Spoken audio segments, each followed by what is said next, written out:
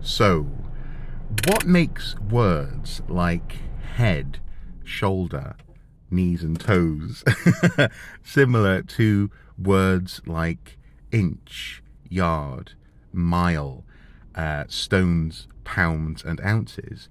Certainly in the English language, in the British English language. I think it's something to do with the embodied nature of our existence and the relative intimacy of that existence and the words we use to describe it. Words that describe our bodies have been around for the better part of 1500 years now, relatively unchanged.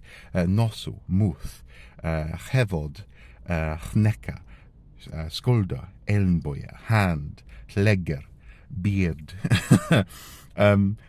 a, ear, arm, this kind of thing. They haven't really changed all that much.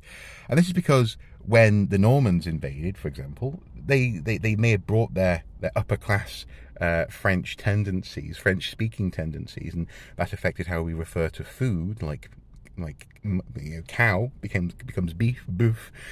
But it didn't affect words like cow, because lower down, further down, these words were less politically loaded. They didn't require change.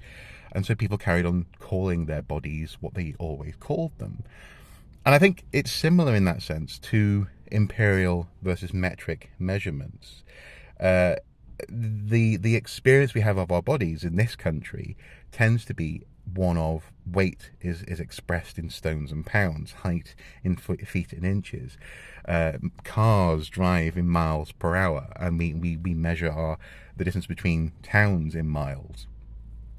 But this is because we are traveling through those measurements. We live with those measurements. We have an intrinsic embodied understanding, a cultural understanding of what they mean.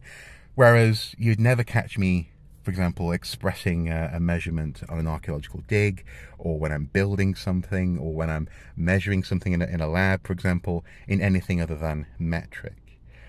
I think that's what connects body words, and in that sense Old English words, such as that haven't changed for so long, with this weird half and half relationship that we have between imperial and metric measurements in the UK, or certainly in English speaking parts of the UK. It's interesting, isn't it, how some words are more than just the unit that they're representing. They're also an instinctual, an intuitive expression of reality.